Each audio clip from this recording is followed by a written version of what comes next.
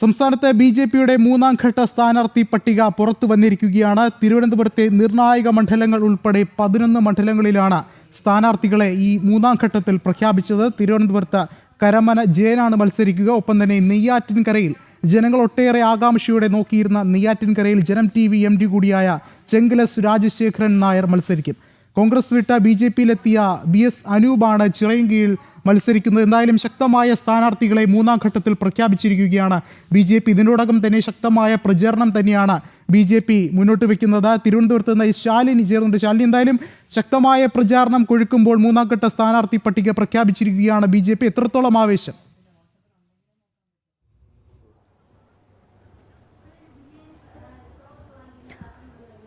വിഷ്ണു സൂചിപ്പിച്ചതുപോലെ തന്നെ തികഞ്ഞ ആത്മവിശ്വാസത്തിലാണ് NDA ക്യാമ്പുകൾ. ഒപ്പം തന്നെ മൂന്നാം ഘട്ട പട്ടിക പ്രഖ്യാപിച്ചതോടുകൂടി തന്നെ സ്ഥാനാർത്ഥികൾ പ്രചാരണ രംഗത്തുകൂടി സജീവമായിരിക്കുകയാണ്. അല്പസമയം മുമ്പ് ഇന്ന് പ്രഖ്യാപിച്ചിട്ടുള്ളതിൽ വെച്ച് ഏറ്റവും ശ്രദ്ധേയമായിട്ടുള്ള തിരുവനന്തപുരം മണ്ഡലത്തിലെ NDA സ്ഥാനാർത്ഥി കരമന ജയൻ അടക്കമുള്ളവർ പ്രചരണ രംഗത്ത് റോഡ് ഷോയോടുകൂടി തുടക്കം കുറിച്ചിരിക്കുകയാണ്. ഇന്നിപ്പോൾ 11 സ്ഥാനാർത്ഥികളെയാണ് ബി.ജെ.പി. ഔദ്യോഗികമായി പ്രഖ്യാപിച്ചിട്ടുള്ളത്. ഇതിൽ ഏറ്റവും എടുത്തു പറയുന്നത് തിരുവനന്തപുരത്തെ 3 മണ്ഡലങ്ങളിലെ സ്ഥാനാർത്ഥികളാണ്. തിരുവനന്തപുരം സെൻട്രൽ മണ്ഡലത്തിൽ നിന്ന് ബി.ജെ.പിയുടെ തിരുവനന്തപുരം സിറ്റി ജില്ലാ അധ്യക്ഷൻ കൂടിയായിട്ടുള്ള കരമന ജയൻ മത്സര രംഗത്തേക്ക് എത്തിയിരിക്കുകയാണ്. കൂടാതെ തന്നെ അരുവിക്കര മണ്ഡലത്തിൽ നിന്ന് സിനിമയിലും സീരിയലിലും ഒക്കെ തന്നെ പ്രശസ്തമായ നടൻ കൂടിയായിട്ടുള്ള വിവേക് ഗോപൻ മത്സരിക്കുകയാണ്. വിവേക് ഗോപനും വൈകിട്ടോടുകൂടി പ്രചാരണം ആരംഭിച്ചിട്ടുണ്ട് എന്നുള്ളതാണ് നമുക്ക് അറിയാൻ സാധിക്കുന്നത്. കൂടാതെ തന്നെ കോവളത്ത് TN സുരേഷിനെയും നെയ്യാറ്റിൻകരയിൽ ബി.ജെ.പിയുടെ മുതിർന്ന നേതാവ് എന്നതിൽ ഉപരി ജനം TVയുടെ MD കൂടിയായിട്ടുള്ള S രാജശേഖരൻ നായരെയും പ്രഖ്യാപിച്ചിരിക്കുകയാണ്. അല്പസമയം മുമ്പ് അദ്ദേഹം ജനം TVക്കൊപ്പം പങ്കുചേർന്നിരുന്നു. അദ്ദേഹം പറഞ്ഞത്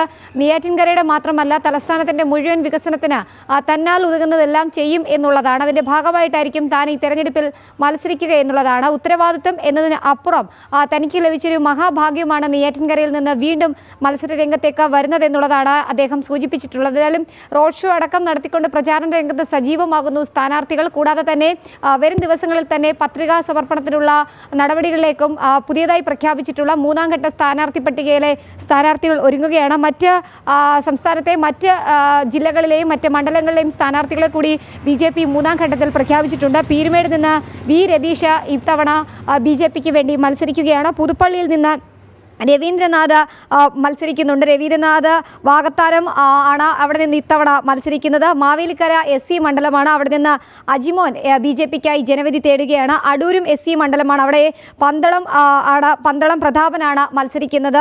കൂടാതെ ചവറയിൽ നിന്ന് കൊല്ലത്തെ ചവറ മണ്ഡലത്തിൽ KR രാജേഷ് മത്സരരംഗത്തുണ്ട്. ചടയമംഗലത്ത് RS അരുൺരാജും മത്സരരംഗത്തേക്ക് എത്തുന്നു. ചിറയൻകീഴ് SC മണ്ഡലമാണ്. അവിടെ ബി.ജെ.പിയിലേക്ക് പുതിയതായി എത്തിയ കോൺഗ്രസിൽ നിന്ന് എത്തിയ യുവജന സംഘടനകളുടെയും കോൺഗ്രസിന്റെ കീ പോയിന്റിലൊക്കെയുള്ള സ്ഥാനങ്ങളിലിരുന്ന BS അനൂപാണ് സ്ഥാനാർത്ഥിയായി പ്രഖ്യാപിച്ചിട്ടുള്ളത്. ഇവരെല്ലാം തന്നെ 11 സ്ഥാനാർത്ഥികളും സ്ഥാനാർത്ഥിത്വം പ്രഖ്യാപിച്ചതിന് തൊട്ട് പിന്നാലെ തന്നെ പ്രചാരണ രംഗത്ത് സജീവമായിരിക്കുകയാണ്. എന്തായാലും ഒട്ടുമിക്ക മണ്ഡലങ്ങളിലും സ്ഥാനാർത്ഥികളെ പ്രഖ്യാപിച്ചതോടുകൂടി ബി.ജെ.പി. അടുത്ത ഘട്ട തെരഞ്ഞെടുപ്പ് പ്രചാരണത്തിലേക്ക് കടന്നിരിക്കുകയാണ്. കൂടാതെ തന്നെ തലസ്ഥാനത്ത് വിവിധ മണ്ഡലങ്ങളിലെ സ്ഥാനാർത്ഥികൾ ഇന്ന് നാമനിർദ്ദേശ പത്രിക സമർപ്പിച്ചിരുന്നു.